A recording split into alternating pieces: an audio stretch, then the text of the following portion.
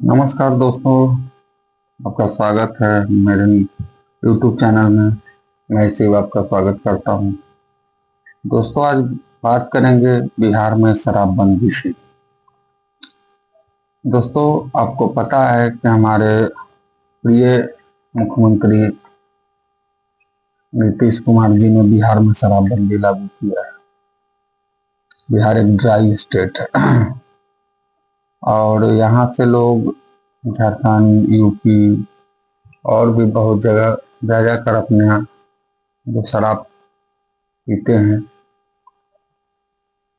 बाहर जाते हैं, शराब पीते हैं। बिहार में शराब पीना, बेचना सब इनलीगल है। आप अगर शराब पीते पकड़ा जाते हैं तो आपको जेल होती है। आप शराब खरीद नहीं सकते हैं। तो बिहार में पूर्ण शराबबंदी है, पूर्ण रूप से। आप किसी अदर स्टेट से शराब पीकर भी नहीं आ सकते हैं। लेकिन बात यह है कि बिहार में शराब बंदी तो है, लेकिन शराब जो है वो मिलती है। और मिलती ही नहीं है। जैसे जोमेटो, स्विगी, ब्लिंकिट, आपको इंस्टामार्ट होम डिलीवरी करती है ना, उसी तरह शराब बिहार में होम डिलीवरी होती है। एक कहावत है ना कि वो शराब बिहार में भूत की तरह है, दिखती कहीं नहीं है, मिलती हर जगह है। तो आखिर शराब आती कहाँ से है? इतना ही उत्पाद विभाग, पुलिस महकमा, हर जगह थाना, आउटपोस्ट, बॉर्डर पर उत्पाद विभाग के पुलिस वाले अफसर सब रहते हैं। तब भी बिहार में शराब कहाँ से सप्लाई हो रही है? तो देखिए, मुझे ये कहना है कि बिहार में 3 राज्य के स्टेट लगते हैं, 3 राज्य लगते हैं। पहला झारखंड, और दूसरा है बंगाल, तीसरा यूपी, और एक इंटरनेशनल बॉर्डर है जो नेपाल। तो आप खुद सोचिए कि जिस स्टेट में शराबबंदी और उसके अगल बगल में दारू चालू है, उस स्टेट में कभी भी शराबबंदी सफल हो ही नहीं सकती, कभी नहीं हो सकती। आप एड़ी चोटी का भी जोर लगा देंगे तो शराबबंदी नहीं हो सकती है। शराबबंदी तभी हो सकती है पूर्ण रूप से जब आपके पुलिस महकमे के पदाधिकारी, कर्मचारी, जो भी उत्पाद विभाग के कर्मचारी, पदाधिकारी जो भी, वो ईमानदार हो, जो सबसे पहले तो कानून को सख्ती से लागू करवाने का ये करें, प्रयास करें। प्रयास तो दूर की बात है, ट्रक के ट्रक, पिकअप वैन, ट्रक, बस, रेल, मतलब हर जगह से दारू आती है, हर जगह से। आप कहाँ कहाँ रोकेंगे?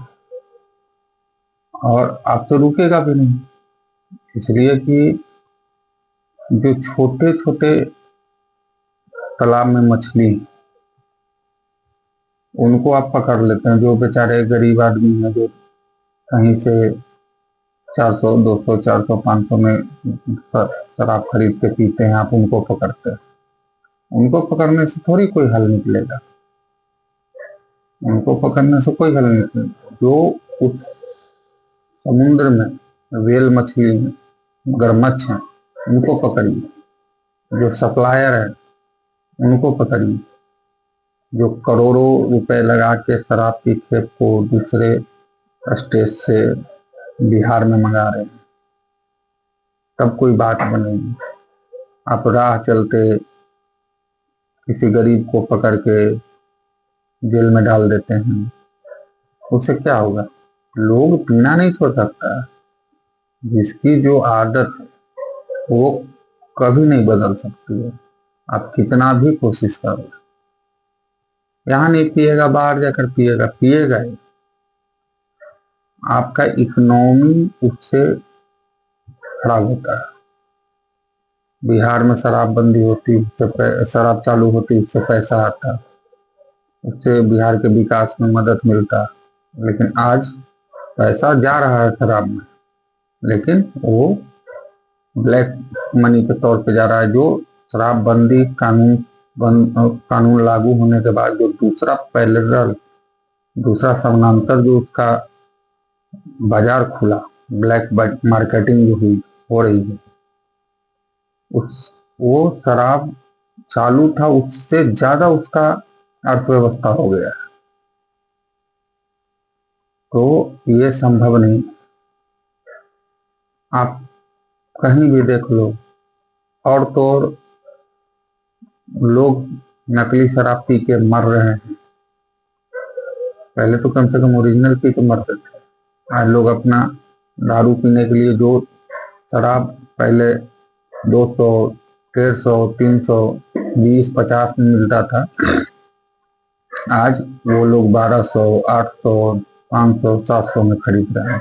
1400, 2000 तक में भी मिलता है, वो खरीद रहे हैं। तो आज भी लोग दारू पीना बंद नहीं किए। दारू पीने वाले लोगों की उतना ही क्वांटिटी है, आज भी कम नहीं हुई। अब 100 में एक कम हो गई हो तो वो नहीं कर सकते हैं, लेकिन आज भी कम नहीं हुई है। और तो और लोग अपना जमीन, घर, जेवर सब बेच बेच के पी रहे हैं। पहले तो कमा के पीते थे।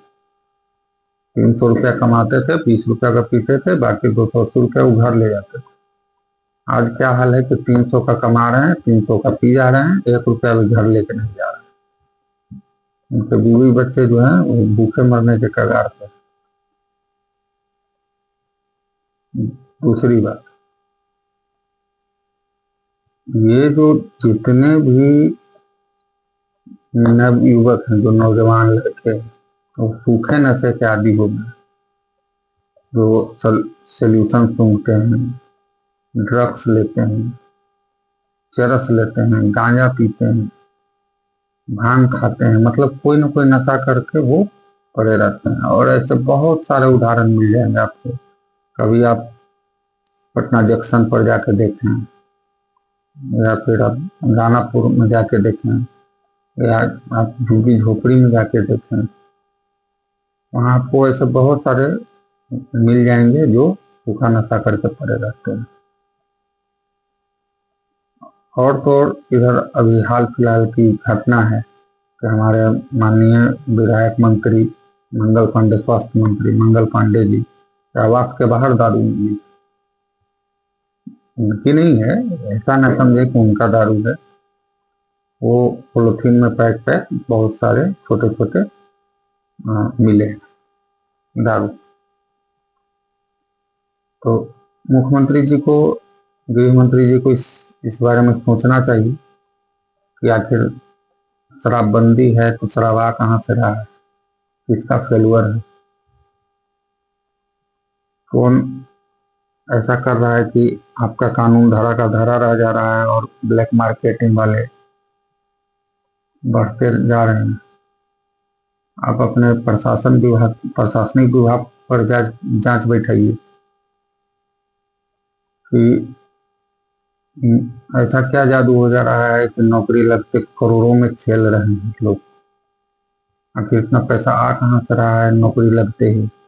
अगर आप अपने प्रशासनिक विभाग वाले लोगों पर जांच कराएंगे तो उनके नाम पर कुछ मिले चाहे ना मिले, उनके परिवार के नाम पर बहुत कुछ मिलेगा। ये नहीं कि हवा में बोल रहा हूँ, आप जांच करा के देख सकते हैं, आपको पता चल जाएगा। इसलिए कि संपत्ति का ब्यौरा तो सब कोई देते हैं। तो आप देख लीजिए कि अगले साल क्या संपत्ति का ब्यौरा था और इस साल उनके संपत्ति में क्या इजाफा हुआ है। और रही बात शराबबंदी की, तो वो बिहार में पूर्ण रूप से फेल है। कोई कितना भी डफली बजा ले, कोई कितना भी कुछ बोल ले, ताली बजा ले, ढोलक बजा ले, शराबबंदी बहुत सक्सेस है, बहुत सक्सेस है, तो सक्सेस नहीं है, ये फेल है, पूर्ण रूप से फेल है। आप इसको रोक ही नहीं सकते हैं। जहाँ 3 स्टेट और एक अंतर्राष्ट्रीय सीमा लगता है, वहाँ आप शराबबंदी लागू कर ही नहीं सकते किसी भी कीमत पर नहीं। 3 तरफ से, कभी झारखंड से, कभी उत्तर प्रदेश से, कभी भी आपको बंगाल से, कभी नेपाल से शराब आता ही रहेगा। माननीय मुख्यमंत्री जी, माननीय गृह मंत्री जी, कृपया इस बारे में सोचें। अगर शराब चालू नहीं करना है तो अच्छी बात है, कोई हमारी ऐसी मांग भी नहीं है कि शराब चालू होनी चाहिए। अगर नहीं करनी है तो इस ब्लैक मार्केटिंग जो हो रही है उसको पूर्ण रूप से बंद करना अच्छा रहेगा, सबके लिए अच्छा रहेगा। और अगर चालू करनी है तो चालू कर दें, जिससे तभी ब्लैक मार्केटिंग वालों पर लगाम लग जाएगी और बिहार में रेवेन्यू आना शुरू होगा, बिहार का विकास होगा। बिहार के पास अभी है क्या जिससे रेवेन्यू आएगा? खेती, कृषि, वो भी कृषि बहुत अच्छा बिहार का नहीं चलता है। बाकी तो और कुछ है नहीं बिहार में। अभी मखाना का चल रहा है, धीरे धीरे प्रगति कर रहा है। वो तो बिहार के लोग बेचारे बाहर जा जाके, Delhi, Mumbai, Gujarat, all over India जा जाके बेचारे काम करते हैं, मजदूरी करते हैं। उससे जो रेवेन्यू बिहार में आता है उससे बिहार चल रहा है। पेट्रोल, डीजल, गाड़ी बिक रही है, उसका रेवेन्यू आता है। तो ये सब चीजें बिहार में हैं, तो बिहार थोड़ा चल रहा है। लेकिन बिहार में जो आर्थिक ग्रोथ होना चाहिए वो हो नहीं रहा है। बाकी दोस्तों, कल 14 फरवरी है। हमारे पुलवामा में 44 जवान वीर सपूत जो थे वो शहीद हो गए थे। उनकी शहीदी का दिन है, जो 14 जनवरी 2019 को जो बीएसएफ काफिले पर हमला हुआ था आतंकवादियों द्वारा, जिसमें हमारे 44 जवान बेचारे नहीं रहे, शहीद हो गए। भगवान उनको अपने चरण कमलों में जगह दे और उनके परिवार को शक्ति प्रदान करे। तो आप लोगों से नम्र निवेदन है कि अपने उन वीर जवानों को याद करें और उनके लिए प्रार्थना करें। और हमारे जितने भी देश के सैनिक हैं, बीएसएफ हैं, एसएसबी हैं, आईटीबीपी हैं, सीआरपीएफ हैं, आर्मी के जवान हैं, जितने भी हैं, उनके मंगल स्वास्थ्य की कामना करते हैं। भगवान उनको स्वस्थ रखे, खुश रखे, उनके परिवार को खुश रखे। जिनके बेटे, पति, भाई बॉर्डर पर हमारे लिए दिन रात मुस्तैद रहते हैं, गोली खाते हैं, अपने जान को न्यौछावर कर देते हैं। तो भगवान उनको स्वस्थ रखे, किसी की जान ना जाए, कोई भी सैनिक हमारे लिए शहीद ना हो, उनकी जीवन लीला समाप्त ना हो। वो मैं प्रार्थना करता हूँ भगवान। और कल के दिन अपने स्टेटस, व्हाट्सएप स्टेटस और फेसबुक स्टेटस जहाँ भी हो, ब्लैक डे के रूप में मनाएं। काहे कि जो अपने घर परिवार को छोड़ के चले गए, 7 साल कल हो जाएगा उन लोगों को गए हुए अपने परिवार को छोड़ के। तो उनकी शहीद तो हुए हैं, उनको भूलना नहीं है हम लोगों के लिए। 44 जो भी सबके जवान थे, उन्होंने अपना जान निछावर किया था, तो ये भूलना नहीं है हम लोग देशवासियों को। ये हमेशा याद रखें। और हम सब भारतीय हैं। SC ST OBC जनरल सब भारतीय हैं और हम सबको मिल के रहना है। किसी भी राजनेता के, नेता के या फिर और भी किसी आदमी के बहकावे में ना आए। सब सारे कोई भाई हैं, सब कोई मिल के रहें। तो याद रहे 14 फरवरी 2019 जो हमारे वीर सपूत शहीद हुए हैं, उनके लिए